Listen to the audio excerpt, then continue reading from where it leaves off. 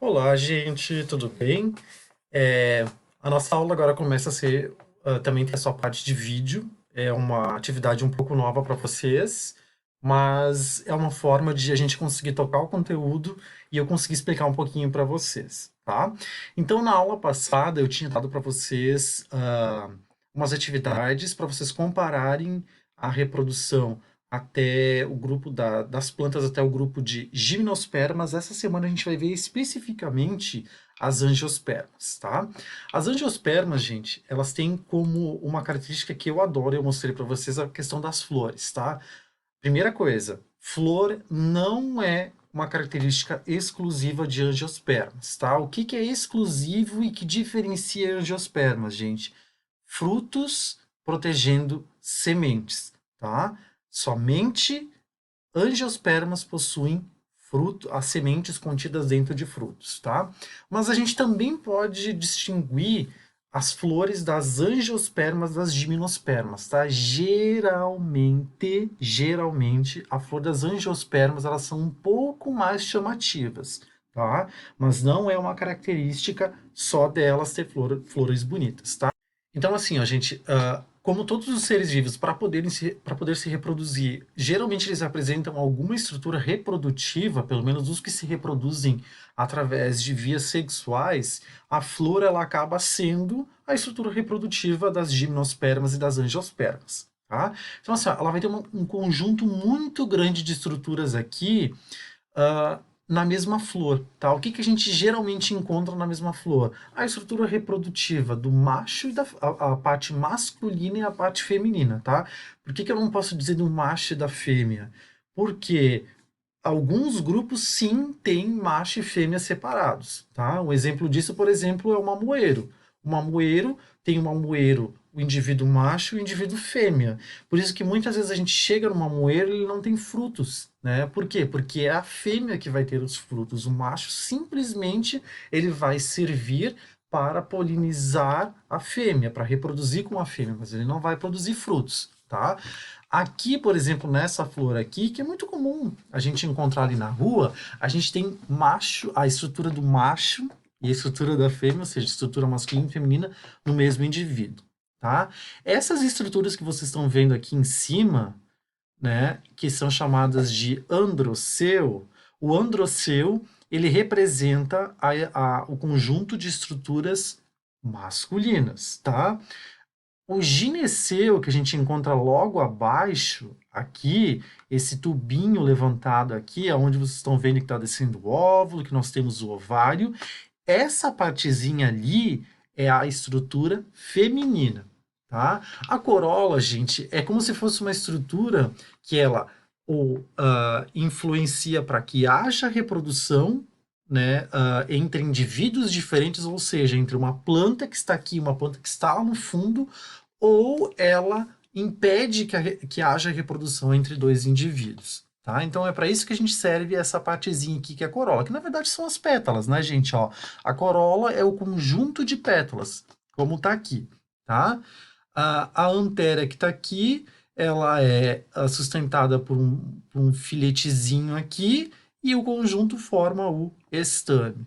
Tá? Aqui embaixo, então, no ovário, nós temos um pedúnculo aqui embaixo que ele é chamado de receptáculo floral, tá? E a sépala que serve para proteger todas essas estruturas aqui. Isso é a estrutura básica de uma flor, ok? Bom, quando a gente vai falar sobre reprodução de angiospermas, que basicamente se reproduzem no cruzamento entre indivíduos, a gente sempre tem que pensar naquilo que eu falei para vocês, né? A planta ela não consegue se deslocar para alcançar outro indivíduo, então ela tem que ter algum agente que vá fazer todo esse trabalho, tá? No caso, o agente vai fazer o transporte do pólen de uma planta para outra. As plantas, gente, elas utilizam então alguns meios para fazer isso, que são os agentes polinizadores, tá? Os agentes polinizadores, eles podem ser simplesmente o vento, como é o exemplo aqui na figura da esquerda, que transporta o pólen através do ar de uma planta para outra, ou a gente pode ter a participação de uns animais, tá? Na figura A aqui a gente está vendo, por exemplo, uma abelha que foi buscar alimento na flor, e ela acabou se enchendo de pólen. Quando ela vai visitar outra flor para buscar mais alimento, ela vai acabar transportando esse pólen para outra planta e vai acabar promovendo a polinização. Uma coisa legal, gente, que geralmente as flores das plantas que utilizam polinização, elas são muito bonitas, elas são cheirosas, elas têm geralmente algum alimento junto para ofertar para esses animais para que eles possam ter vontade de ir até lá, né? E no que eles vão captar esses recursos, eles acabam, né, então tendo contato com o pólen. Então é o caso dos insetos, né? Aqui a gente está mostrando uma abelha, tá? Uma abelha é uma. Acho que é uma abelha. Nós temos aqui o caso das aves, representadas pelo beija-flor, e nós temos até mamíferos, representados aqui pelos morcegos, né? Nós temos morcegos que são nectarívoros, né? Ou seja, se alimentam dos néctares, que é aquela substância doce que as plantas produzem, tá? E nós temos também alguns sistemas muito legais. Por exemplo, essa orquídea aqui, a forma da flor dela faz parecer com que seja uma abelha. Então, essa forma aqui acaba atraindo outras abelhas, pensando que é um parceiro reprodutivo. E quando ela faz isso, então, ela acaba se, entre aspas, eu vou falar entre aspas, contaminando com o pólen, tá? Muito bem. Joia. No momento que nós temos aqui a flor, tá? A planta, aliás, nós temos aqui a flor. Aqui na flor, bem na figura do meio, vocês estão vendo que um grão de pólen caiu aqui em cima no gineceu, ou seja, na estrutura feminina. Ele vai percorrer o túbulo polínico e ele vai chegar até o ovário. Quando ele chega no ovário, vai ocorrer a fecundação, porque vai ter o óvulo ali dentro. Esse óvulo fecundado pelo pólen vai formar o embrião e esse embrião, por sua vez, vai acabar formando a semente. A estrutura interna aqui amarelinha do embrião vai formar o que? A gente vai acabar formando a semente mesmo. E as partes mais internas aqui, a parte marrom e verde, vão acabar formando o fruto. Tá? O fruto, gente, ele serve basicamente para duas coisas, tá? Primeiro, para proteger a semente e para as substâncias que estão nele vão acabar nutrindo a semente quando ela cair.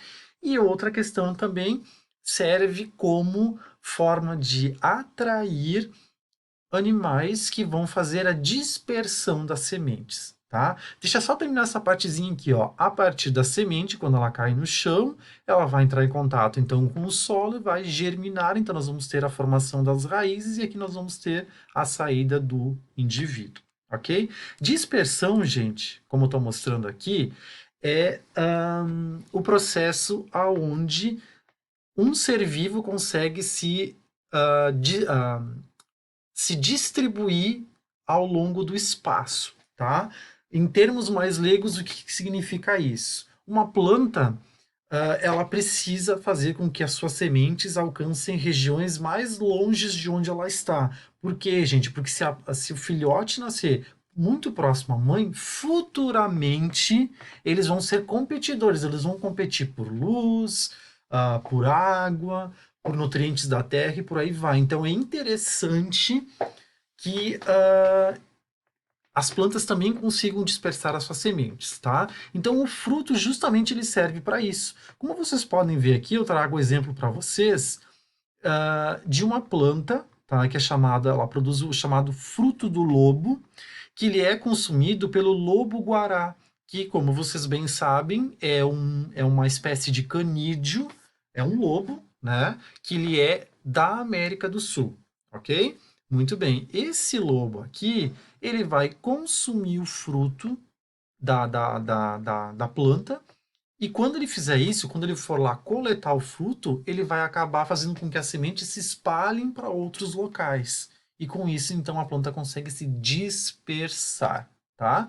Isso aqui, gente, todo mundo conhece. Isso aqui é o picão, né? O picão, gente, ou gruda-gruda, não sei como é que as pessoas chamam, tá? O que que acontece? Essas partezinhas aqui, que grudam do picão, são as sementes, na verdade, né? Esses pauzinhos aqui são as sementes. Então, quando um ser vivo pode ser um animal, ou pode ser um homem, enfim, um ser humano, alguma coisa. Quando eles passarem ali por perto, eles vão acabar, as sementes vão acabar grudando nesses seres e os seres vão acabar levando as sementes consigo, espalhando para mais longe, ok? Só para vocês verem, gente, como a natureza é fantástica e como a gente tem uma grande diversidade de modos de reprodução. A gente imagina que plantas elas são sem graça, enfim, mas na verdade não é isso que acontece, né? Como a gente viu na aula de hoje. Bom, gente, a gente está estudando. Nós terminamos hoje o capítulo 1, então, que é reprodução de plantas. Eu vou mandar para vocês uma atividade, vocês vão fazer, e na próxima aula, então, a gente vai passar para a reprodução dos animais. Bons estudos, qualquer coisa, vocês podem entrar em contato comigo. Até mais, gente.